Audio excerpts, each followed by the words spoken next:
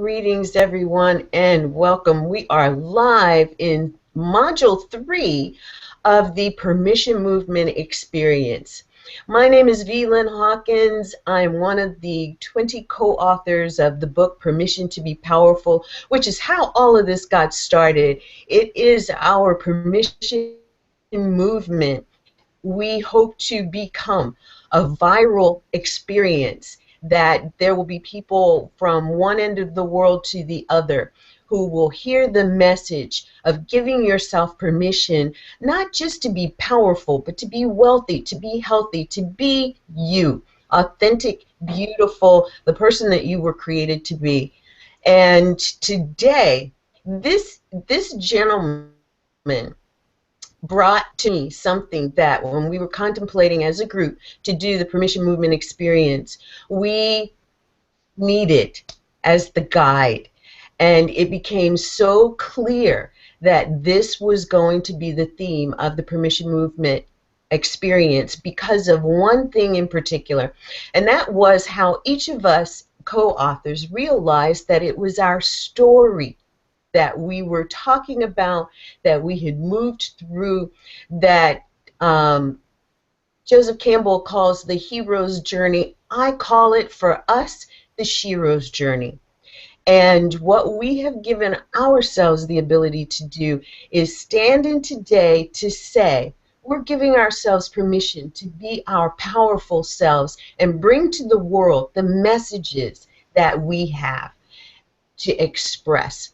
So today we've got the guy who actually is crafting story, and this is going to be an amazing training. So I want to make sure that you have your pen, paper, water, no distractions, shut it down, close it up, pay attention, because David Bullock, the Profit Engineer, CEO of CEO Mastery Incorporated, trainer, business mentor for sales facilitation and results-driven business development. You know, as women entrepreneurs, we need people like this that we can learn from.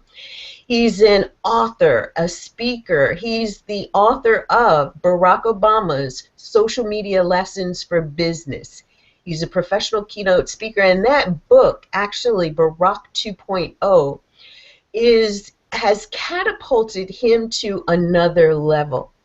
He's a philanthropist in his thinking and the things that he does, and he's brought all of himself here today to share with us story leverage. So what is story leverage? What are all things story? It's deconstructing your story so you can see the pieces of it and understand it. Story validation, story construction. Once you deconstruct something, it's no good to you unless you can reconstruct it and reconstruct it into something better. And then story leverage, how your story actually perceived by you impacts your business and your life. We all know that your story is an element of who you are. It is all of your past. However, what would it feel like? How would it be if we could help you to see and understand how to write a new story, how to actually build the future that you desire for yourself?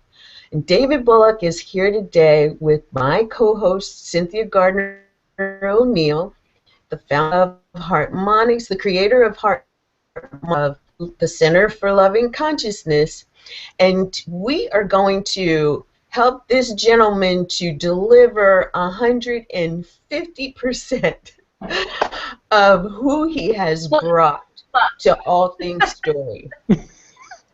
Jeez, okay. And see, you don't have to do it by yourself. We are here to help you. And I'm going to need some help to fulfill that tall order that you have now put forth. But we'll get through it. Well, you know, David, our audience deserves it. They've supported us through the construction of this book, through funding our book project and the bigger project. And I just want to take a second because there's two other things involved in this. The first being that our book was written and designed in such a fashion that it's going to be turned into a study guide and a leader guide. And the certain aspects of each chapter of the book are going to be studied by women and girls, hopefully all over the globe, so that they'll not only know the inspiring stories of these sheroes' journey, but they will also get the benefit of the skill, the strategy, the tool that each one of these co-authors used along their journey that actually helped them to stand in the power that they stand in today as women entrepreneurs. Our audience is women entrepreneurs, and we want women entrepreneurs to help us to get the word out, to spread the message about giving yourself permission. So the story is really the foundational premise of what it is that we're doing. And these girls and women who go through these small group programs will have an opportunity to write their own story and potentially become published authors in a book series called Permission to Win. Got it. I am so excited that you're here to help get this movement started with helping our audience to really understand the elements of story. Got it. Got it. Well, let's jump right in. Story leverage. Let's look at one thing first. Story is everything. Story is absolutely positively everything, from the molecules that we have to the planets in the universe to the whole thing. Everything in between is a detail, but it is all a story. It starts with an idea, obviously, and in that idea you have these elements. These elements come together, and then something happens. There's a conflict, meaning this is happening, but we actually want something else to happen, or we see something else, or we observe something else. And from there we move to things start moving around and interacting. We call that the rising action. Now, if you look at that, we learned all this in the 3rd grade. It's called a plot map, where it starts with what we call the exposition. Just like you started out with this call, it was the exposition. Here's where we are. This is who we are. This is what day it is. This is what time it is. Every story that you've ever seen starts somewhere. And from there, the problem is that we forget about the stories that have already run. We may have had something that happened 2 weeks ago, 2 years ago, 20 years ago that we forgot about. And guess what? If that story is powerful, it still is running the show.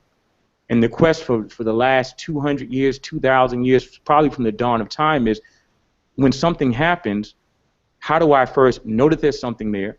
And secondly, how do I do something about that thing which is running under the surface? That was the quest for story leverage. What is the situation now, and what's the situation I'd like it to be, and how can I make those two things go together? That sounds like that's the quest of business. That sounds like that's the quest of life. That's what story leverage is all about at a very functional level. Here's where I am. I'd like something different. Why can't I get there? So that's what really story leverage is at a functional level. But let's take a couple steps back for your audience. So if you have your pens, there's some things to look at and look for. These are some of the books that helped me to learn this. There's a book called The 20 Master Plots by a guy named Ronald Tobias. This book was pivotal in my quest for understanding story. One of my mentors named Dr. James Kowalik said, if you ever want to learn anything in advertising or learn anything in business, and again, that's how I came into this conversation. It was for business. It was learning how do I connect my story with someone else's so that there's a transaction, so that there's an ease of conversation which produces currency. The 20 Master Plots is a book that talks about the 20 stories that every movie has ever been written about, whether it be Fall from Grace, whether it be an ascension, descension, whether it be father versus son, good versus evil, adventure. All those things are just stories, a day in the life. If you look at the Superman story, Superman is basically a kid who, something happened to his parents, and the building got burned down. He had to leave the neighborhood and go somewhere else, and he had to go find some different friends to play with. That new neighborhood was called Earth. His original place was called Krypton. If you look at this, every story that we go and watch in the movies, everything we see on television is just a story. It's a day in the life of someone. We sit in movie theaters and spend millions of dollars to watch these blockbusters, They're a day in the life of someone depicted on a screen, which is nothing but dancing light with some sound. That's it. It's not even real, but we think it's real. We've experienced this over and over again. That story. A profound thing happened. Once I understood these 20 master plots and that they existed, I would walk into a boardroom and I would see, oh, my goodness, that guy's the court jester, and that guy's the king, and that guy's playing the helper to the king. And guess what? All of a sudden, things started to, for lack of a better term, dismantle in front of my eyes because I could see the story. And once you can see the story, you also know what character is playing what role in the story. And when you know what characters are playing what roles in the stories, you can see where you fit into the story, how you're playing your particular role. Once you know that, the whole thing unravels. From a woo-woo and or mysticism side, we've always had this conversation of detachment. And I'm impervious to the world and nothing's happening. I'm of the world, but not in it. You know?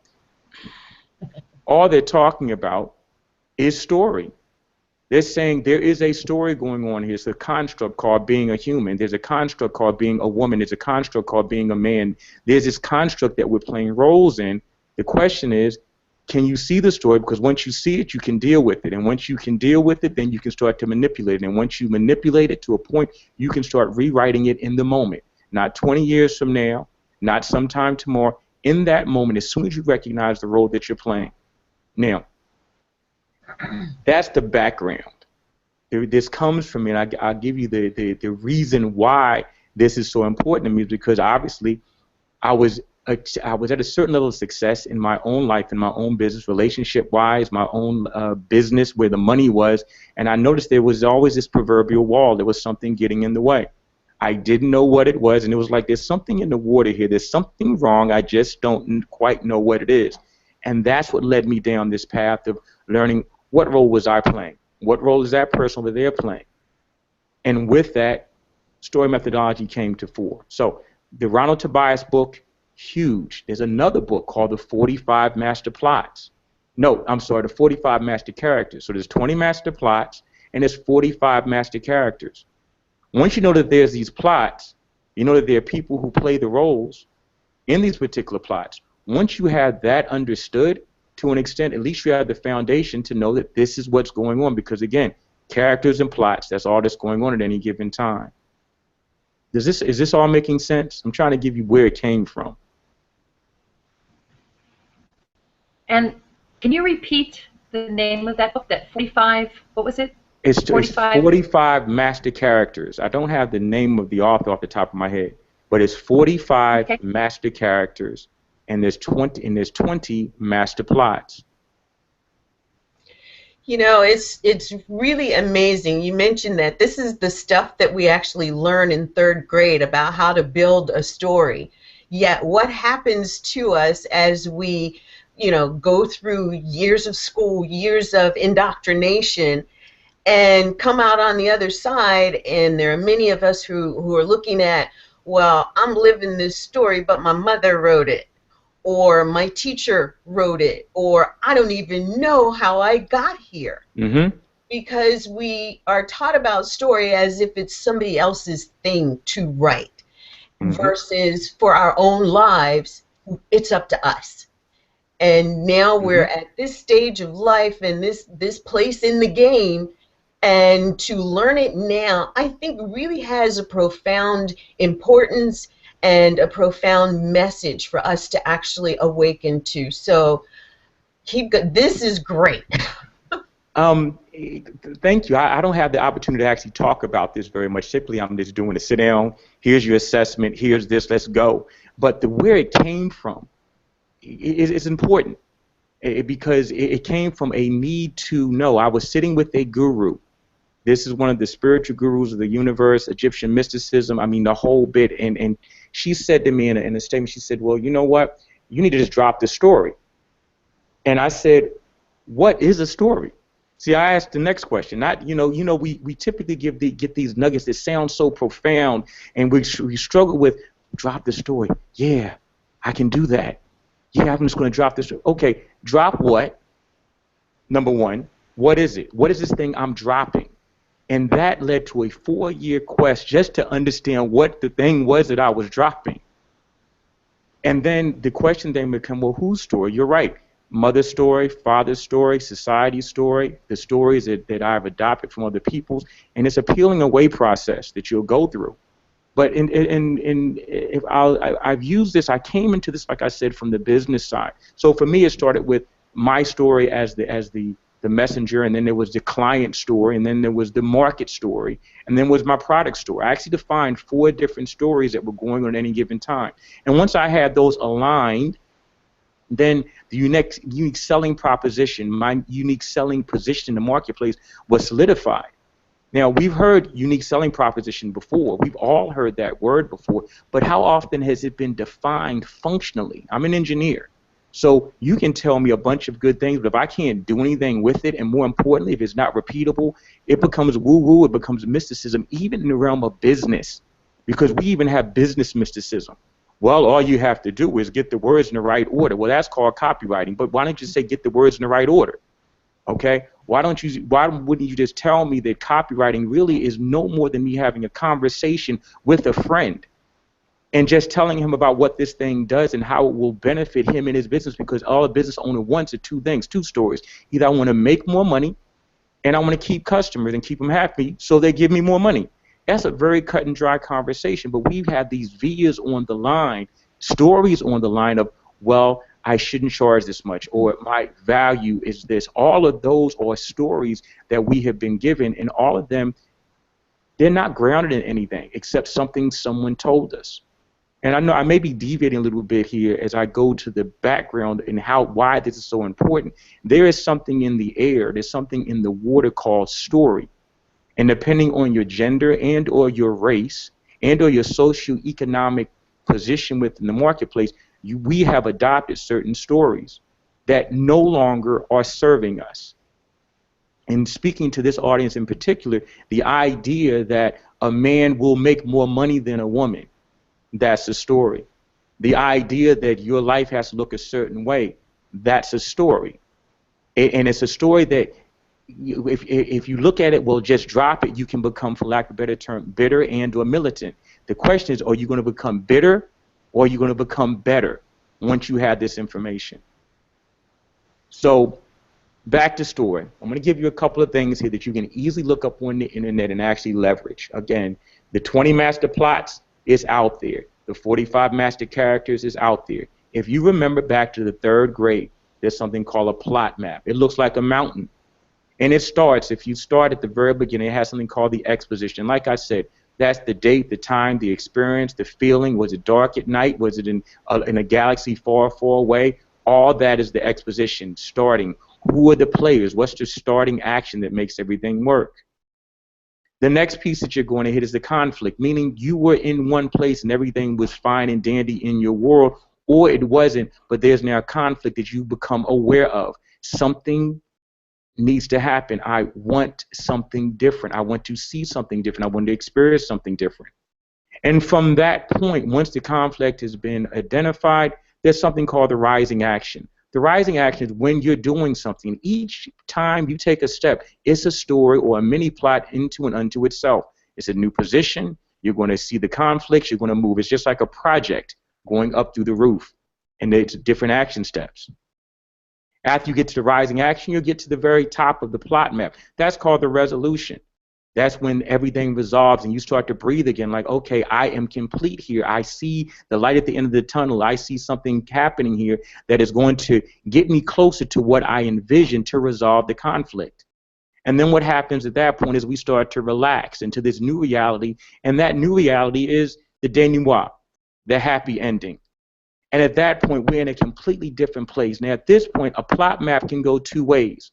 A plot map can go from the bottom and you have a rising action, and then you go to the next level, which is an upward slope. But that same plot map can go the other way.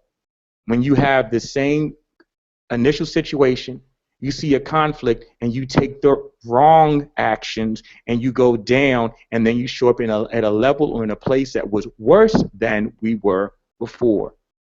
So the same thing that can get you up the plot map can take you down. The key now is to be cognizant that these are stories that can be observed and rewritten on a day-to-day basis, actually on a second-to-second basis if you get really good at it. Because one of the things I'd like to speak to is story based on, and I'm going to take this out because there's a lot of places to go with this. Story is based on what they call universal law. At the end of the day, all is story. And what story? The story that you have in your mind is the story that will manifest itself. And every story at any given time, one story will attract a story just like it. You will start to create the environments, the players will show up, and we've all experienced this. We may not have had the articulation for it, but this is the experience. One story begets the next story, which begets the next story, which is one step after the next after the next. Every story has timing. There's perfect timing, and then there's timing which is not so perfect, but every story has timing. But guess what? Even in the timing that is so-called not perfect, it is perfect timing if you're paying attention to the markers. Every story has conflict and or contrast. Every story has, for lack of a better term, I did this, and then that happened. We all call that karma. And then story has one final component that has just come online, which is so interesting. Story has both logical steps, and story also has intuition and feeling. Just like when you walk into the movie theater, you know, you can sit there all day and say, wait a minute, this is only dancing light on a screen with some sound, and it's two-dimensional, it is not real. But then another part of your brain kicks in and it becomes this holographic situation that will have you emote or scream or cry or anything. See, so this story thing is a lot deeper than even, I mean, as I'm speaking to you now, the conversation I'm having with you now, I've not had before. Because the conversation here is very, very universally connected. More importantly, it is in everything, and this is the thing that is running everything. This is not storytelling as we know it, sitting around a campfire and swapping fables and myths. This is the stuff of everything. So that's the background. I went all the way to Egypt to learn this. I saw this stuff on the walls. I've spent many hours looking at it, thinking about it, but to be quite frank with you, I was sitting there on my couch one day and someone said, write this down, and I guess what I got up and I did. So that's the background. And actually, as I think about it now, I'm a mechanical engineer, and I'm telling you that all of this makes sense if you can apply it and if you're willing to apply it. It's functional. If it wasn't functional, I promise you I would not be telling you about it. Now, let's go back to the 4 stories in every business, now that we have the background of where this came from. The 4 stories in every business. First of all, there's your story. Who are you? What are you bringing to the marketplace? What is your value proposition? Who do you say you are at any given time? And that's a moment-to-moment, that is a day-to-day conversation that you're having with yourself. And you can change that at will. Because I know in my particular business, one moment I'm talking about training and story leverage, and the next moment I'm talking about generators, and the next moment I'm talking about medical software. So depending on who I'm talking to and what phone call I'm on and what the schedule says, I am actually a different person with a different set of expertise at any given time. I would invite all of you as listeners to say, don't get stuck on I am this. The idea of I am whomever I need to be in that moment really is a very profound statement, and it is not a mind-blowing experience. This construct that we're in says that, well, you know, you're a teacher, you're an engineer, you're an entrepreneur, you're a woman business owner who sells X, Y, and Z. No, if someone came to you right now and said, hi, I have an opportunity for you to make $1 million, but I need you to sell the Empire State Building, and your $1 million will be a commission, you would probably stop what you were doing and say, well, you know what, let me do that. Let me give that a shot. Too many times the stories that we're in actually capture us and limit our ability to want to even look down corridors, because we know the body and the mind is all about homeostasis. What I did today is what I'd like to be doing yesterday, and is what I'd like to be doing 2, 3, 4 years ago. We'd like it to be that way, but guess what? Life is too dynamic to be that precise. Nature's always changing. It's always growing and moving and reaching upward or reaching downward or reaching sideways and expanding. But we as humans love this thing called homeostasis. The only thing that can stay the same is a rock. Everything else it's prone to change. But even a rock will hang around for 1,000,000 years, but it knows one thing: I am a rock, and I'm just going to stay here and be a rock. I'm not moving unless someone moves me. Humans have these things called minds and feet and legs and whatnot, and we keep on doing this thing called thinking, so therefore we move ourselves. So since that is the case in this particular situation, if we can move ourselves, even getting up to get a cup of water is a story. You know what? I think I'm thirsty, and I'm going to go over there and get a cup of water. What's that going to take? It's going to take me, well, first of all, locate the water. Okay, it is over there. Do I have any water over there? Yes. Has the water bill been paid? Okay, good. The water bill's been paid. Well, maybe I don't want that water. Well, maybe I want some Perrier. Well, maybe there's some bottled water. You see all the stories that are in place just to go and get some water? And then that's before you even get up and move. Then you actually have to somehow move and pick up the water like Cynthia is doing, get the water, put it to the mouth, and have a glass and have a house that it sits on the table. All these stories are in place just to get a simple cup of water. Notice there is no difference in the magnitude of getting a cup of water, starting a business, being in a relationship. All of these are supported by stories. All the stories are interconnected. So that's the illustration for the interconnected nature of story. Back to business, and I'm going to try to just stay over here. There's your story. Go ahead, Cynthia. Yeah, I was going to ask you, so every experience that we are having adds to our story. Every single one. That's information coming in. Is that right? Yes, everything that happens, every sensory input is the story. And the question is, what meaning do we place on the story? See, that humans are meaning-making machines. We don't know. It's like, well, does he like my eyes? Does he like my this? Does he like that? Do I like what I look like today? Do I like how I feel today? Do I like how I feel about the money? You know, we're meaning-making machines, even if no one else is around. So here's the part that gets even funnier. Sensory input is a luxury. When you don't have any, you will make something up. And that's the part which is diabolical. In the absence of evidence, and even with evidence, we still make stuff up. Because we could have a story that we are not, and you could have all the evidence that you are X, Y, and Z, and you don't believe it. So therefore, it is not true.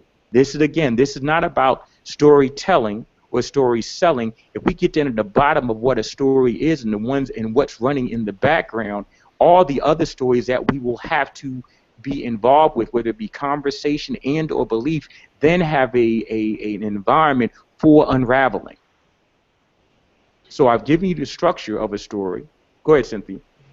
Yeah, so when we give it meaning, we give life meaning, or the experience meaning from prior experiences. Mm-hmm. So a story that we created prior to this moment is what actually is adding to what's inside of us that we're giving meaning to. Mm-hmm. What we old systems, conditioning and things like that, within society and our culture. And then, so with that, you were talking about when we don't have any sensory to measure it by in the physical, that we start kind of making our own thing up. And that's one thing where I just want to bring in, when I teach around the heart and about, the heart is at a different level that we feel, and we might not know what it is, but the heart is always bringing in a sensory at a different level that isn't right here in the physical. Mm-hmm. That adds to your story. And because your heartbeat is every single experience that you've ever had, coming into your heart. So I just want to bring that component in to add to what you're saying, so that people can become aware. You were speaking about, when we get that awareness, which is a whole nother experience in life and information coming in, that we do have that power of the heart to also choose from or with the experiences. And there's two things going on here. You bring up a wonderful point here. There's awareness and there's willingness. There's only two things going on at any given time. Mm. When you are aware, that there's this thing called a heart, and it is beating, and it is telling you something. Now the question is, are you willing to pay attention to it or not? It's been, that heartbeat has been there in utero. It was already there. As soon as it started beating, it started pulling things in and reprogramming cells and electromagnetic. Again, the engineering part is, well, since all this is energy, truly, and all of this electromagnetic at the end of the day, and all of this on different spectrums, the heart being this large electromagnetic field generator. And it's pulling things and then magnetizing things. And see, again, it starts to, when you start to look at the stories that we have, they're not all disjointed. The heart is pulling and attracting things in. It is a huge electromagnetic field generator, not electromagnet, which is static. No, generator. It is pulling things in at any given time. The question now becomes, and you make a very good point here, that heartbeat, if you look at it, looks very much like a plot map. So every time that that it said doo-choo, doo-choo, doo-choo, it is resetting. You have an opportunity in that silence between each heartbeat to reset your story every time, if you're paying attention. The question is, again, it's willingness and awareness. See, now no one can say that they're not aware that this story is going on, because you are reminded of it with the very symbol that says the heart is beating. Doo-choo, doo-choo. See, so every moment you have a chance to take a breath, stop in the silence, look at this thing called a story, and say, okay, what am I doing here? Who am I being here? What am I thinking here? What am I thinking about myself? What am I thinking about the environment? What am I thinking about my customer? What am I thinking about my market? And in that moment, if you are willing to break away from whatever was happening to that moment and do something else, guess what? You have that luxury to do that with every breath, every heartbeat. See, this has become, it sounds so poetic and sounds so romantic, but this is just mechanics. This is actually what's happening. If with every heartbeat, you have it's a new unit of time. And that's the other thing I wanted to speak to. Time is this thing that, time is a story that we've made up. Well, I'm too old. I'm too young. I don't have time. I have too much time. Okay. Well, what if you looked at that a little bit differently and says, well, I changed the story when I do have enough time. I do have enough resources. Okay, well, in this moment, what resources do I have? In this moment, what time do I have? If you want to get really into this is very interesting to me. See, 5 years ago, what we're doing right now was unavailable to us. Google, the technology, but what did we do? We just waited a little bit longer, and guess what? Time and technology caught up, so now this is available. I had not seen either one of you face to face until today. The technology only allowed us to speak via the phone. Now I can actually see you and have a real-time interaction with you via technology. Years ago, this was impossible. 100 years ago, it was only an imagination. 2,000 years ago, what? Wait a minute, the only thing we can do is write some things down and be around the campfire, and maybe if I'm in the room, an orator, it couldn't be recorded orally. Now we take these things for granted, and these cell phones that we have more computing power than what put the first man on the moon, but yet we, for some reason, don't think we have the resources. See, again, this story conversation is pervasive in that if you start looking at story and look at the timeline on story, you'll see that we truly have more than we need if we allow ourselves to actually see it.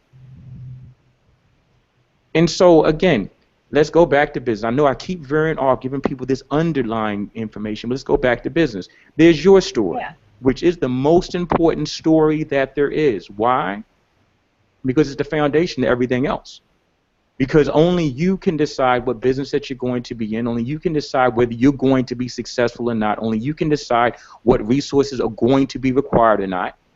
You can do that, but everything that you decide will be typically based on what you've heard or what someone told you and whatnot. There's some businesses say they get funded $10 million, they'll go spend $10 million on a building. If that's their story, that's what they're going to do. There's this whole story about startups and Wall Street and Facebook. Well, wait a minute, they didn't even have enough money to basically pay the electric bill for their service, but someone said it was valuable, and all of a sudden it made $1 billion that day, but it's still not making money. But so what? They're in another story set. They're not in the entrepreneurial story set of, if I don't sell today, I don't eat tomorrow. Different, same construct, same level of resources, same money floating around, but because the conversation is altered and put into a place where people understand that story differently or have different value for that story, different outcome completely. And I would invite you to really look at that, because there's one cell phone I can get for $49 at Radio Shack. What does it do? It has some buttons on it. It has the Android, this, and the other on it, and I can push some buttons, and maybe it has a GPS system on it. The same functionality is available for $600 or $700, or who knows how, $5,000 if I get a Virtu phone. It's the same phone. It just is valued differently, just like a Yugo versus a Mercedes. I'm sorry, I'm an engineer. I look for functionality. I don't look for price. I look for functionality. Don't tell me about value, because value is a function of story. Yes. So let's back up again. Now, this is I'm gonna have to get a recording of this call, because this is information I didn't even know was going to come through. The Don't you love that? It's beautiful. So starting with your story, and again, there's a value proposition around your story, and I said this before. Your story is the most important one.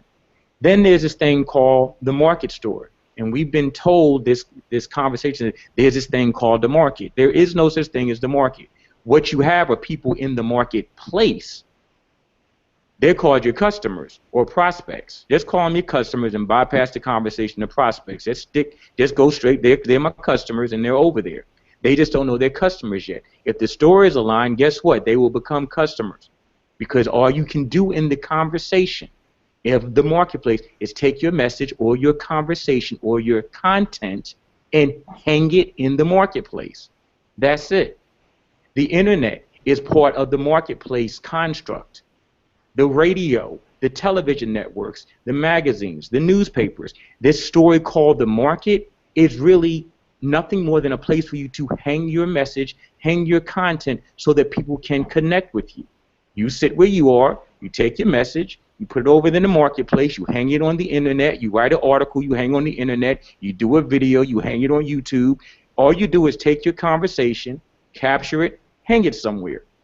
People then bump into it. If they like the conversation, guess what they do? They engage in the conversation with themselves about your thing first. Then if they so desire, they're engaged with the conversation with you. And then the last piece that comes online is the actual product delivery. So you have your story, the marketplace's story, the customer story, and whatever's going on with them. They have the same exposition, they have the same conflicts, they have the same rising actions, they have the same resolutions, and they have the same happy ending. The marketplace technologies, it's going to cost you a couple dollars if you want to use pay-per-click. It will only cost you time if you want to use Google+. See, but all of them they're saying, here's the setup, here's the exposition. If you want to play over here in this story, here's what you're going to need to do. Your conflict will be you need content. Well, doggone, get to typing. Now that conflict is ended. Great. What's the happy ending? It's over there. Good. The next happy ending, will people find it? Well, we don't know. Well, what do you have to do? Drop into the story of promotion. It is a sequence of stories at any given time that we're going through with everything that we do. Hi, I have a blog post idea. Oh, good. What's the title? There's a story and a strategy behind putting that title together. There's a story and strategy behind putting the article together. Notice, all of it breaks down to story. So. Yes. Let's go to go ahead. I was just going to ask. Go ahead, Lynn. I was just going to say, this is so important for us to understand. If we've ever been in a place in business where we've sat back and said, now, why didn't that work? Mm-hmm. There's really a better explanation than anything that we've heard, like you didn't market appropriately, you didn't do this, or whatever it is. It all comes back to one thing, and that is the story. that we've put behind it, in front of it, under it. Yeah, that is such key information. And then the whole awareness and willingness. Cynthia, that was really insightful to see David telling that, because we Yes. don't realize what we're willing to do versus what we become aware of, and then decide what we're going to do or not. And some of that is subconscious. Oh, absolutely. Well, let me give credit where credit is due. That conversation on willingness and awareness came from Dr. Monica Ogando. I was having a conversation with her 24 hours ago, and that came up. See, again, I'm always looking for bottom lines. I don't want the fluff. Give me the bottom line. And I believe she's going to be one of your guests later on. So Yeah. she holds a lot of the insights that just dropped here. Okay, here's what's going on. I'm like the functional, make this stuff work part, but she holds a lot of those insights. So, okay, well, what do you have? You have this and that. Okay, well, now I know there's this and that. How do I get this and that to actually work, to make money, to forward a message and that type of thing? So I want to spend some time and really key in on the most important story, and that is your story.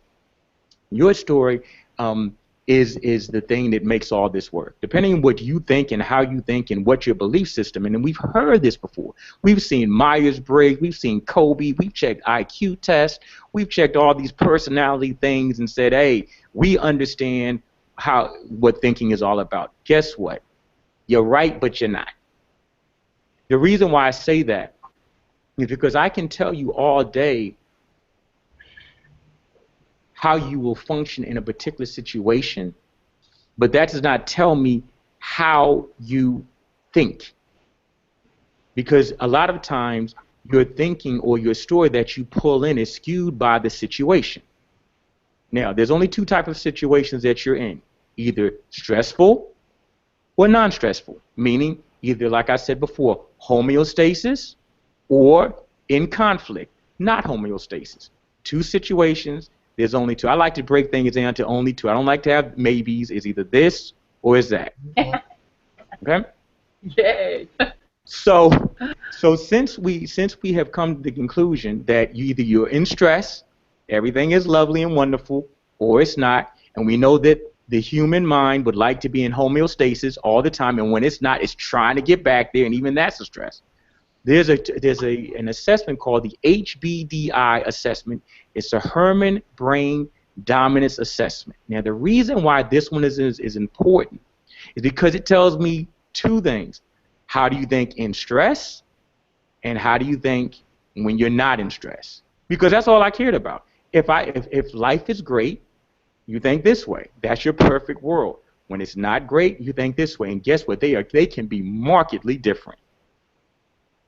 The four quadrants within the HBDI are innovator. The other one is like feeling and like people, person, emotional. The next quadrant is process and like how to get things done. And the last quadrant is data, like it is what it is, reality. So you have basically the what, the how, you have the who, and the why. Sounds like news reporting to me. Who, what, when, why, and how. This is your news. This is how your story in your brain is working. This is the news that you're giving yourself based on the inputs you're getting from the outside world. And then you make meaning of it, meaning you make up a story. So you give yourself every minute of the day your own news broadcast on what's going on. This actually deciphers your news broadcast in a very elegant way because it gives it to me in numbers, it gives it to me in pictures, and I get a beautiful graph showing me how you think in steady state and how you think when you're under stress. And from that, I can almost tell you what you're doing, how you're doing it, where you're jamming yourself up. But again, this was created as a management tool out of GE Crotonville. So GE, when they were doing the work at GE, this guy named Ned Herman was saying there has to be a better way to get these managers to better be able to manage the people. And so they created this assessment. It's 30 years old. It's been used with, I think it's 90% of the Fortune 100 companies have used this assessment. So it is real. It is very valid. But what I did is instead of looking at it from the standpoint of, well, this is a management tool, what about a self-management tool And what if I took this and overlaid this against this story conversation and overlaid that against a business conversation? What would it tell me? And what I found is it gave me profound insights. Let me tell you my personal story with this assessment, and it too backs into story. I'm sitting there. They do the assessment on me. And the guy who brings back the interpretation tells me, he says, I can see why you'll never get anything done in business. Now, at this point, I'd already done well over $200 million worth of business. I've written books. I'm thinking life is fine. But the great who said, looks at this profile and says, oh, you'll never get anything done. See, because what I see here is that you're this highly innovative, emotional guy, and you have this balance of this process and data piece. But look, under stress, your processing ability goes to zero. Oh my gosh, you don't get anything done. And the problem is that I believed it. Crushed me. Because the great who said, who has this data about me, now is telling me why I'll never get anything done. And I believe the story. And of course, because that story begets other stories, I started bringing in evidence to substantiate his story, even against the evidence that I already had that I was doing just fine. I just closed a $500,000 deal, and I'm sitting here saying, but wait a minute now, hold on. I just closed a $500,000 deal. It went, and then it didn't go as well as I'd like it to go, so I'm now going to go get the next $200 million. And I'm doing, but in that moment, he had me. God bless him. It was the best and worst experience of my entire life.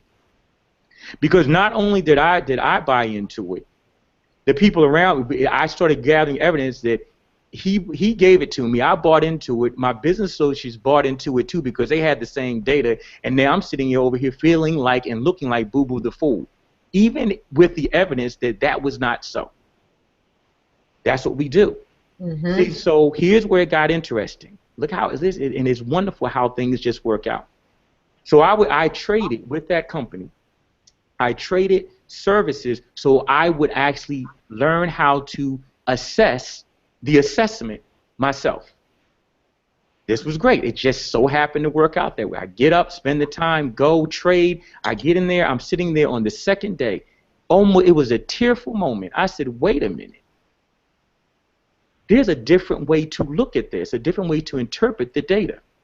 You're telling me I'm a highly innovative man who actually can connect with people, but look, I'm classically trained as an engineer, which means this is why I have this process and data piece that exists. But wait a minute, when I go under stress, I tap into relationships to get rid of the time required to get things done, because I already believe that what I need someone already has, and guess what? I don't need to spend my time. That's why that process thing goes to zero when I'm under stress, because what I say is, okay, here's what's happening.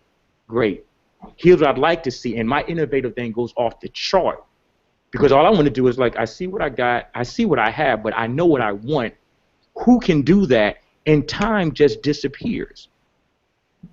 Now, that interpretation for a businessman is much different than, oh, I see why you can't get anything done because XYZ PDQ. See, so I immediately knew that one of my callings was going to be to help people get an assessment that made sense and that was empowering to them and would help them move along, as opposed to have one that would take them off of the rails and have them fall into the very despair that this construct is made for us to be in.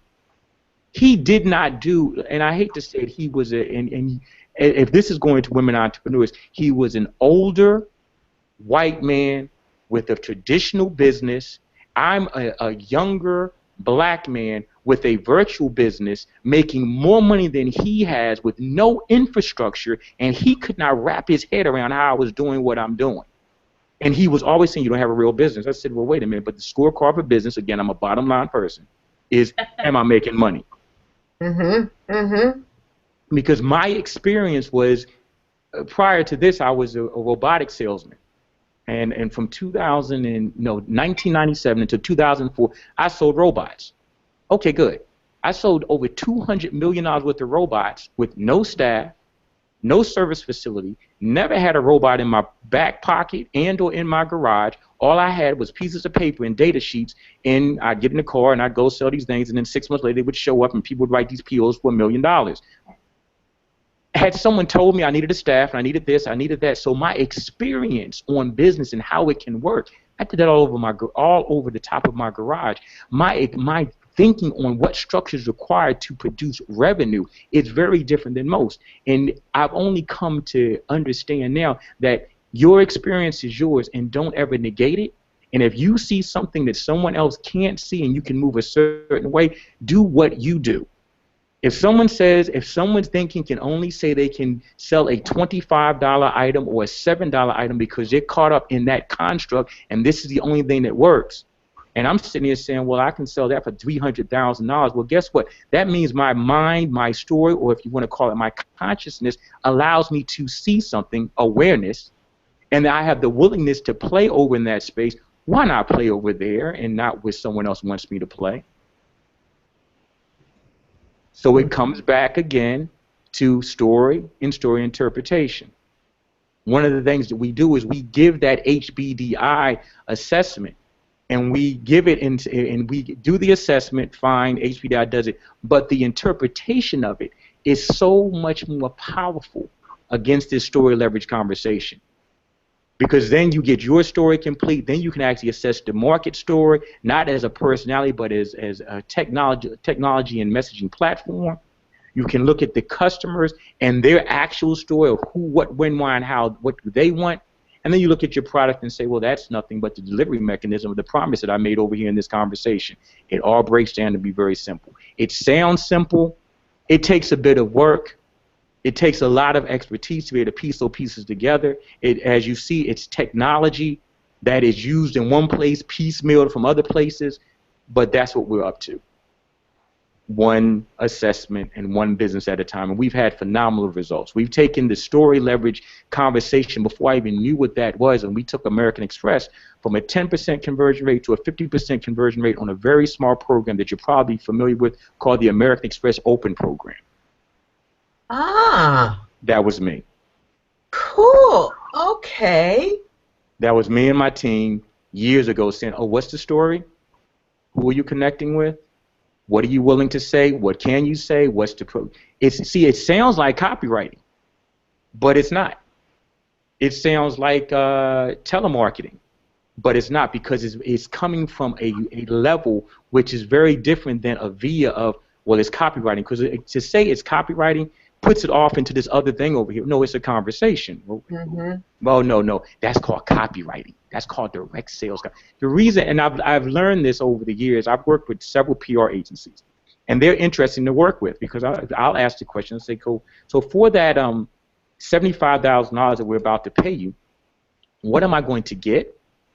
And they'll tell me this wonderful, well, you're going to get our expertise, our branding. I said, okay, so I'm paying for the fact that all the coasters in the building match the colors on the wall and match the sign out here and whatnot. At the end of the day, did I get more customers, and did I get more revenue in my bank account? That's what I want to know. Mm-hmm. And I've spent tens of thousands of dollars, and they told me they had the story. Well, we serviced you well, but I didn't get to the goal that I wanted. But again, it's a story, and if they believe that their story is true, and I'm willing to pay for it, guess what? There is no harm in fair exchange. But as soon as I wake up and cognite to the fact that there is a bottom line here, and I'm working on that particular storyline, you will find profound things, just like I found when I was working with some of these PR agencies. I want this, and then I start looking at the mechanisms in which they're going to use. Like, what's your market strategy? What do you understand my product? But then I start to be able to discern their story and see if it's actually going to align with mine to give me what I want. Your listeners will find that they will stop doing a lot of things that they're doing once they understand their story and the stories of the marketplace. This thing not only makes you money, it saves you time, but more importantly, it will save you so much grief, it will make your head hurt. Mm-hmm. Wow. Cynthia, yeah. You've experienced the story leverage conversation with me. What do you have to say about it? Oh, and I took the test, the mm-hmm. assessment, mm-hmm. and it was really I would say it was a life changer for me to recognize my own story and how I was reading it, because the assessment gave me, it showed me exactly where I am, but how I was working with those different levels of, how my brain, was working, and how much I knew. I was always, I'm not the data scientist, I'm a scientist, but I come from a place of more energy informatics, things that are harder to measure. And then I give myself a hard time that I didn't know enough, although I receive information completely different than everyone else. And my heart is what really guides me a lot, and a lot of people in business, always want to know what has love got to do with it, what's the heart got to do with it. And now when I took that test, that assessment, oh my gosh, I saw how everything had to do with it, what my story was, how it was important for me to know who I am in order for me to be able to serve in the way I'm here to serve. You help me know that I'm perfectly able and willing and aware of all that I am here to do and be and serve. So and it moved me up a whole nother level of consciousness to be able to do it. Okay, to take action, to say, yes, I can do this. So it was very powerful for me to have that experience with you. And it helped me even shift my own story into a more empowering place to support myself for who I am. And therefore, when I'm resonating in my heart, the state of being that's in my heart is what is amplifying out. And guess what I get back? The people who resonate with my story. So if I'm resonating out that I'm not good enough, okay, or I don't know enough, guess what? People aren't going to come to me because I'm putting that out there, and they're going to go, I'm not going to go to her. She doesn't know enough. So yeah, that's such a key point. Yeah. That supported me. Yeah, absolutely. It's such a key point, because I've worked with so many women entrepreneurs who, that's really the space that they're in. Many of them just are very passionate, myself included. This is, and it's my story that has brought women who are my story to me. We attract that which we are, not what we desire. And so it is key to be the story that you desire to have in your life, so that you can actually have that. Otherwise, you're going to get what you are, whether you're struggling or looking at yourself like what you said, I'm not worthy, I don't know enough, and then that's what you end up attracting and sitting back and saying, well, what happened? And one of the things that happened for me was, and in retrospect, looking at 2014, I've had some really impactful life changes over the past couple of years. And looking back at 2014, I was able to see the story that I was in. And it was after having the benefit of being in a training that David did, where he actually did the breakdown of story the way that he did, allowing me to understand the underlying story. My dad died when I was 7. My mom was a minister, but she was really messed up. Growing up in the streets of New York City, a ghetto kid, yet she was this very light-skinned black woman, and I saw there were just some issues there. Well, I ended up growing up in all of that, and I thought, who am I? What do I desire to do? Who do I desire to be? Who did God make me to be here today to do? And that's part of what this whole permission movement is all about. It is truly my standing in the gift of the download that this book was to happen, that the outreach project was to happen, that I was able to grow through my story to actually say, this is one of the reasons that I'm here. And this opening up a forum like this for business owners to understand how not only, we always hear, write your compelling story, have your compelling headline, and, you want to bring people in with your story. Well, I was key. I did not want people to know my story. Mm-hmm. I felt like my story is not as bad as many, but my story was like rough for me. So that was a state of fear and trepidation that I just was not going to cross that line. And then, for me to even begin to start speaking my story, you talk about the heart energy that came in, the release of what I had been trying to hold on to, that I became aware was the reason that people would be drawn and attracted to me. And so it's kind of like, your willingness thing. Am I willing to give up the fear that I hold about the story that I perceive is mine?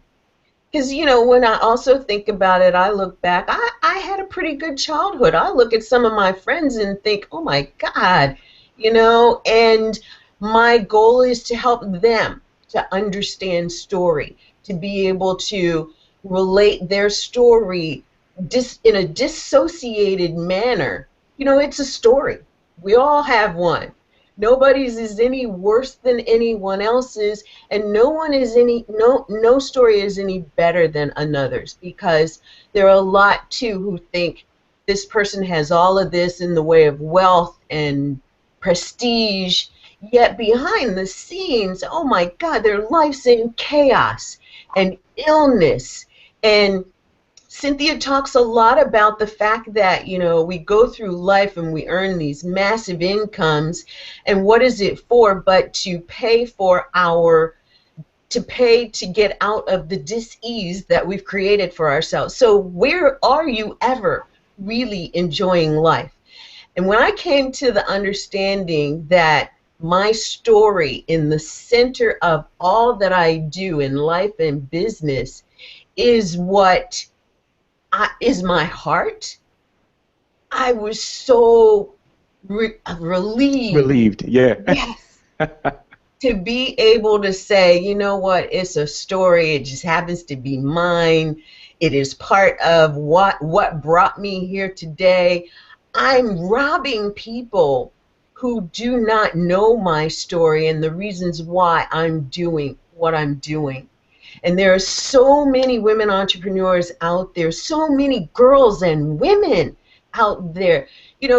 I talked about the girls and women that we want to bring this outreach project to. And it is girls who are aging out of foster care, who are looking at, oh my God, I'm going to be on my own now. How will I put a roof over my head? What's life going to look like? These are girls who are coming out of juvenile detention, who've been there for, a year, 6 months, 5 years, who are saying what's outside of these doors. And then they end up, like women transitioning out of incarceration, going either back into the societal situations that got them incarcerated, or they're going into something called a halfway house. Or a recovery home, or, all of these other names that are symbolic to stories that who wants to be there? Mm-hmm. And then we're also looking at women who are coming out of the military, who've been in military careers, and they're coming out looking like, well, the world looks a little different out here now.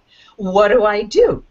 These are the girls and the women who we want to impact initially with what this project is all about. And I say that, and I'm speaking to our audience right now, we need your help.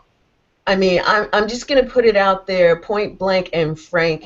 The story that you tell yourself as to whether you are going to give yourself permission to help us or not is your story, and our goal is to help you to understand that as your story unfolds, you have various choices that you can make in the world.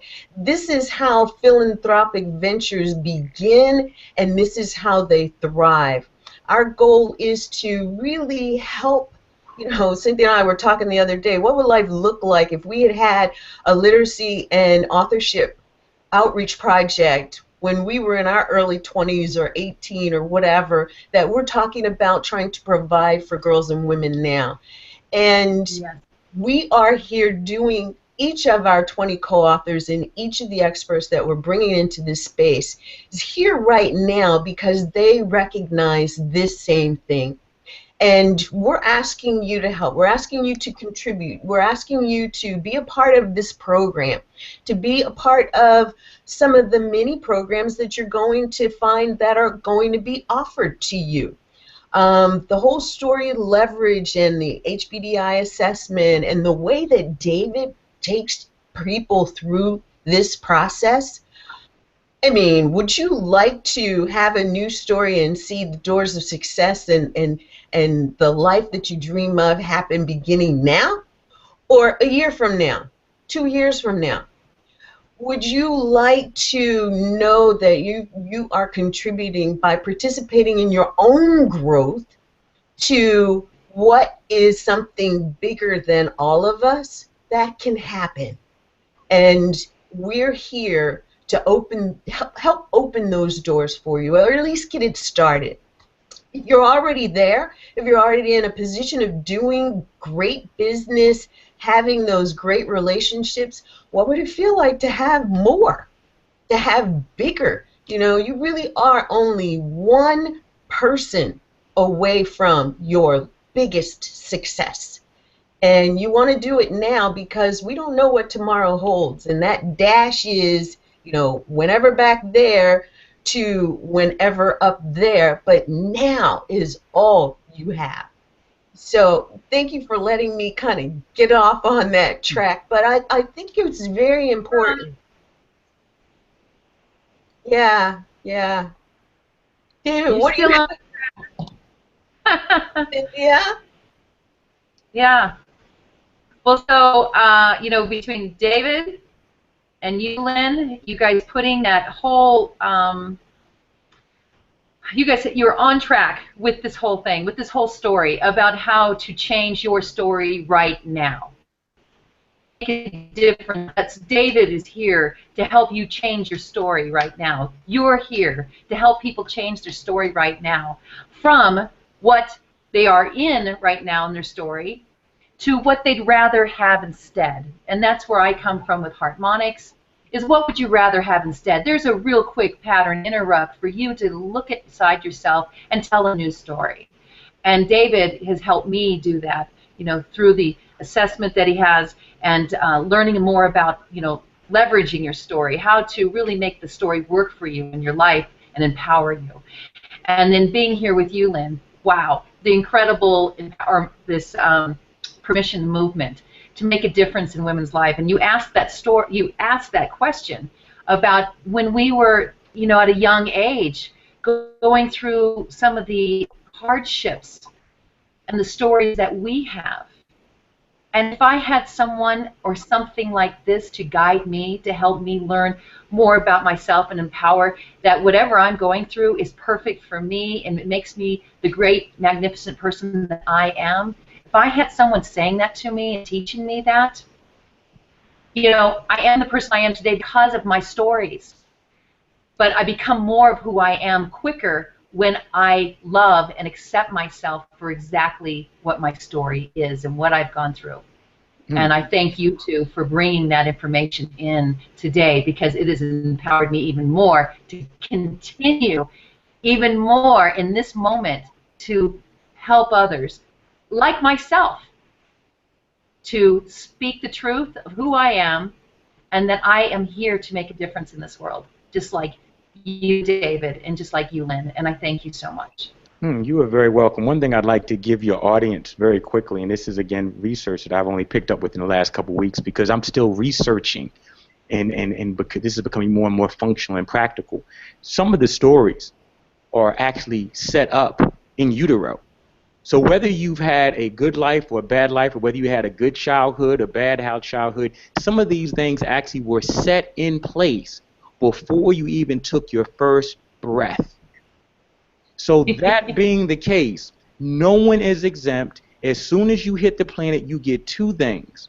You get a body and you get a story. Some people call that story ego, but it is a story. And from the time that you set up, it starts making interpretations and starts creating meaning and starts telling you, well, that's dangerous, but not that. And believe me, this story that you have, it's a good thing because it was set up to do one thing. It was set up to protect you, protect your body, and keep you out of harm's way. The problem is that the things that you were being protected from, some of them and many of them no longer exist. And those stories and those protection mechanisms are still running. Everyone, when you showed up on the planet, we all suffer from some level of post-traumatic stress disorder. You didn't have to go to war. As soon as you came out of the womb where it was nice and warm and loving, you had that heartbeat going on. As soon as you showed up and it got cold and maybe slapped you on the behind to have you take that first breath, you have now entered the war zone called life. So at that point, the body, the spirit, everything between that point and death is just a detail of you interpreting stories. From the time you showed up to the time that you expire, everything in between there is a story. That story is set up and it just runs over and over again. If you have the opportunity to at least know what the story is, then you can alter it. When you don't know, you cannot fix something that you cannot see. Mm-hmm. Oh, I always say no feeling, no healing. You got to feel it. Mm-hmm. Mm-hmm. Mm-hmm. And for those of us like me, I'm an engineer, so the feeling thing was like, I know I feel something wrong, but then I got to go see what that thing is causing this feeling. And the thing is, most of our society has been trained to, I feel something. I mean, it's like you can feel the wind, but you can't see where it's coming from, but you know it's out there. So my thing as the engineer that I am is, what is it? What is the source of that thing? And I found that the source of it and everything else, I just so happen to say, oh my gosh, the source of everything, including the wind, is a story. Yes. Good. Yeah. Good deal. I think I too relate to all of that. The whole feeling thing to me was I was numb to a lot of the feelings. So in order for the numbness to relieve itself, I had to do other things. I had to actually find the pulse in my body. And I did that through working out and hearing the beats in the music. And, you know, when I was in the atmosphere of working out and I could stomp my feet, I could clap my hands, I could move to hearing the beat, I then could see it and then I could feel it. And one of the things I love about what Cynthia does is actually helps people to become more aware of that left brain balance or left brain, right brain, and then both brain. Mm-hmm. Yeah. Yeah, because our stories bring us into so much, and it is in how it is we interpret all of it that brings us into our heart where alignment and congruency happens. But you don't know what you don't know until you understand you didn't know it, but now you do. When you're aware of it, you can then bring it together into alignment. Yep, and the tools exist, and what I'm noticing is that tools that were used over there for business and management, if someone has the eyes to see, like I just happen to have that, wait a minute, that can be used for that. There's a lot more of that going on. If I did not have the engineering degree, if I did not have the experiences that I had I not had any of those things lining up, then the tools, because this has been an unanswered question of mine from the very beginning. My unarticulated question was, now, I know there's something wrong here, and I know there is such thing as a reset button. Where is it so I can push it? Where is it? I know there's one here. I just don't know where it is. So my quest over the last 40 years, really, or no, better yet, from the time I was 12 years old, when I first saw this idea, wait a minute, there's this thing called, homeostasis and being a whole human. I've been on this quest since 12 years old, and I'm finally there at 46 saying, oh, I have answers and tools, and it's not as difficult as I thought. because the way has been paved and there's language behind it and tools and sequences. Now this makes sense to me, that I can do this, this, this, and this, read that, look at that this way, and oh my gosh, life straightens out immediately. Doesn't take, it will, and it will not take, it doesn't take now, between now and never. It's very quick. Once you know, and then you start to step and you start to have the willingness, and again, the tools are here. I invite people to take Lynn up on her offer, take Cynthia up on her offer. These are the tools that you need, and this is how you do it quickly, because time is of the essence now. If you're going to get on with it, get on with it. And if you're not, so be it, that's fine. But if you have if you're on this call, if you're in this conversation, you have already opted into giving yourself permission. Now you need permission-taking tools to move you forward. Oh, that is such a great way to put it. Thank you. And I would love to invite people to go to the page. It's permissionmovement.org, and it is /story leverage. Learn how to really leverage your story so that you not only get the most out of where it is that you are right now, because you're becoming aware of what your story is, how it's impacting your life, how your story actually impacts the lives of others. And take us up on the offer. David has a program, his Story Leverage program, and he is offering to not only provide you with the HBDI assessment, but you will get a personal results debrief session and a group action planning to implementation session with him, directly with him. Now, this program actually, you know, he talked about, I'm not going to go here and say, I have to let you know the value of this.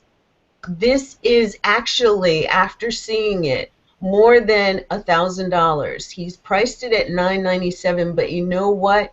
We're not going to do $797 or $597 today, and during the time before he actually begins this, you will have this opportunity to do the Story Leverage program for only $497. And I want to tell you, you know, one of the things that was very important to me, many of you who know me know that a friend of mine dubbed me the money girl, and that's been several years now, but I went through a period where I was the money girl, teaching money in business, you know, how to structure your income and expense statements, how to figure out break even, how to understand how all of that fit into your business plan and plan for your business, seeing the numbers in your business. You know, I was the money girl that had no money or had very little money. And that struggle, I know that struggle was because of the story that I was in at the time. And so having thought about that and knowing what's available to us now, I want you to know that there are 3 ways to pay this. And David, I'm sorry, I didn't exactly go through all of this with you, but you know, we've got one payment, $497, gets you in. You've got 2 payments. You can do 2 payments of $257 each, 2 payments immediately, and then 30 days later, the second payment of $257. Or, you know, and this is actually the first option, you can do no payment today, no payment for 6 months, no interest for 6 months. So what does that sound like? No payment today, no payment for 6 months, no interest. Just sign up through PayPal's Bill Me Later program. And join us. Lynn, so I'm going to post that that link. So it's permissionmovement.org, and what's the / Story Leverage. Okay, I'm going to post that right now and finish giving everybody all the goodies there. Great, great. Because, you know, and that is also one of the reasons why we started with your story unfolding and bringing the business aspect into it and the heart, as we talked Tuesday about crowdfunding and how that really plays into business in this day and age. What do you want out of business? And to be able to see your business being able to do more for not just yourself, but for others too. That's what crowdfunding can do for you. And that's what the P3 Academy of Social Entrepreneurship is about. That's what Harmonics is all about, is bringing your heart into story leverage, even in this program, seeing how it is that you can open your heart, allow your heart to continue to emerge so that you can fully participate in why you were put here on this earth and why you are doing what you're doing, participating and playing full out. So thank you for that, Cynthia. Thank you for posting that. It is permissionmovement.org/story leverage, all one word. And you should get to the page. If for some reason you don't, you want to look at the top menu bar, and under Permission Movement Experience, under the PM Experience, you'll see a tab that says Story Leverage. Click on that tab, and that'll take you right to the page.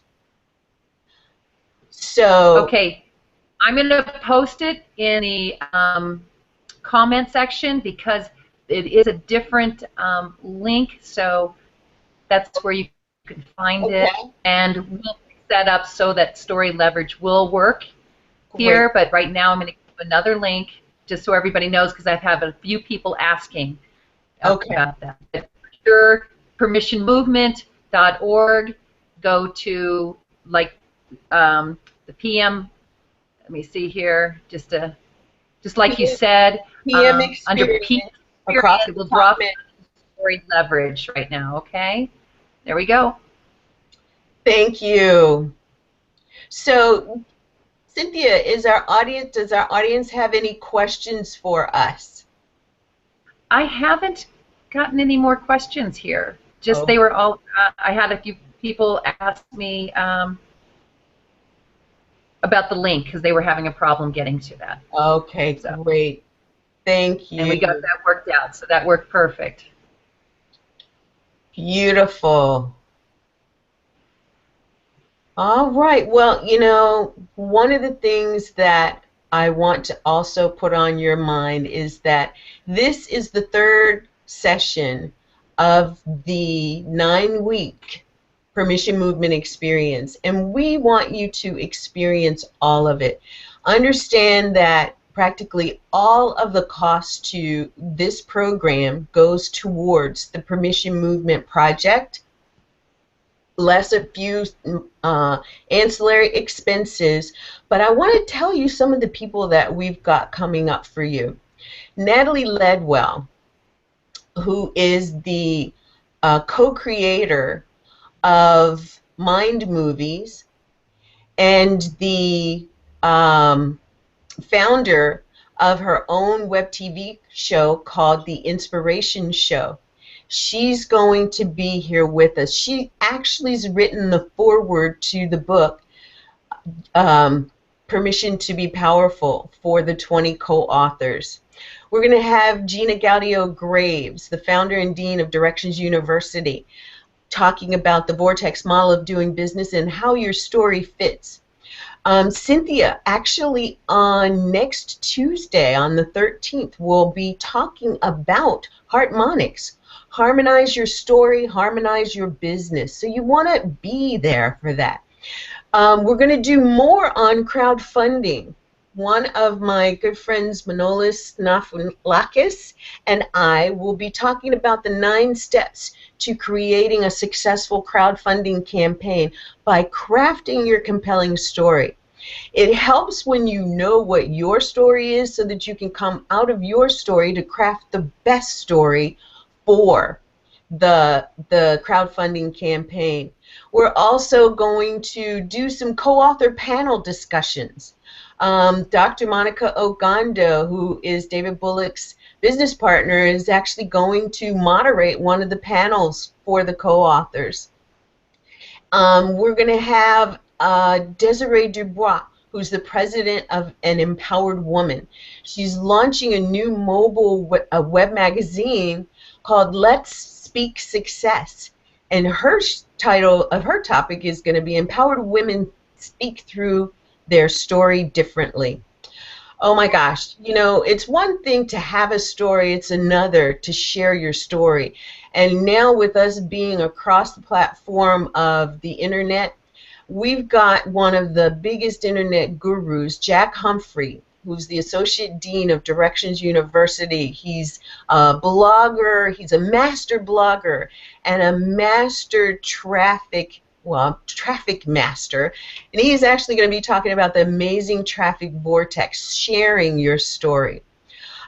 Chief Robert and Terry Talltree. You know, when I started looking at the issues of my heart, one of the people that, you know, I was gifted to be in front of was these two.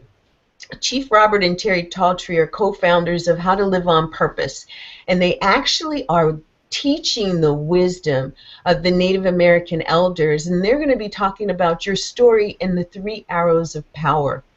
And then, you know, there's this thing called EQ, emotional intelligence. And Cynthia and I have really been having fun in this space lately. But we've got the EQ dude, Mr. Matt Pearlstein, who's an instructor and an advocate of emotional intelligence, teaching emotional intelligence to parents, to business owners, to leaders. And he's going to be joining us to go over your EQ and your heart intelligence story. And then one of my favorite people in the whole world who sees so far beyond what's right here in our little basket in front of us is a woman named Gail Watson. She's co-founder and president of the Women Speakers Association, a global speakers platform where people, anyone who needs a speaker for whatever topic and subject matter, the Women Speakers Association is the hub to find those wonderful and talented speakers. And you know, it's not just for them, it's for speakers who want to learn more about the speaking success and be a part of a platform that supports you. Her topic is Speak Your Story, Help Heal the World. So, and this is just some of the things that we have for you. Join the 9 weeks. You'll find the payment information right there on the, well, no, I guess it isn't on there yet. Write this down, permissionexperience.org. That's the sales page. That's where you will find all of the information to be able to purchase your ticket to come in and join us for the remainder of the eight of the 9 weeks and really hear from these guest celebrities and from the amazing co-authors of the Permission to Be Powerful book. Our theme, Write a New Story, Live Your Best Life, Have Your Powerful Business, is our cause and our mission.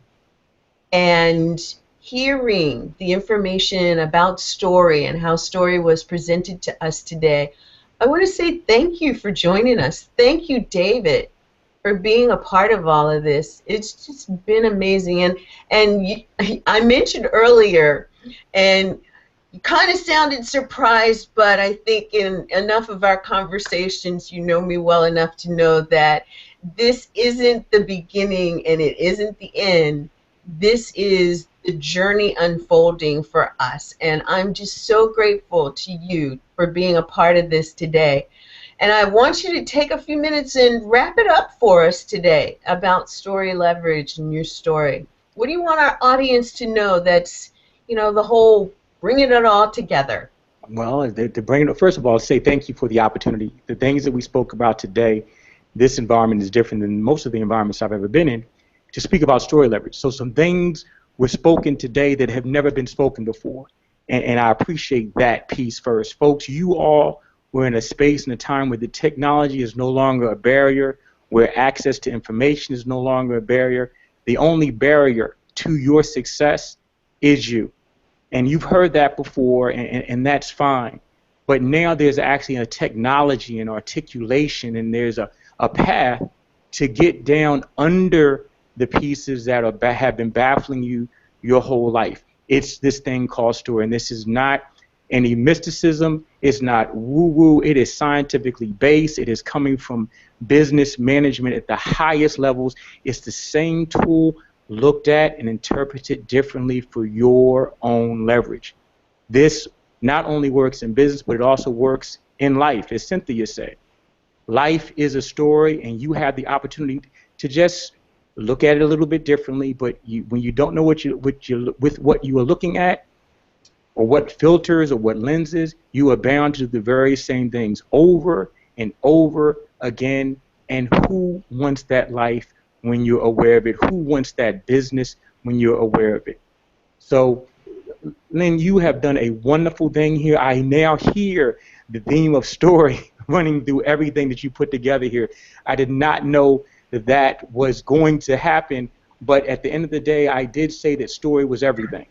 And since it is everything, I guess it has to be everywhere and in everything. We have a powerful thing here, and I invite all of you at the onset, if you have your story understood, everything that Lynn will be giving to you, everything that Cynthia will be providing to you, all the speakers will sound differently based on what you know about yourself, because you are the filter and or the barrier and or the lever to your own success. And that's what we're here to unlock. So thank you so much. And I encourage folks to take us up on the HBDI assessment piece.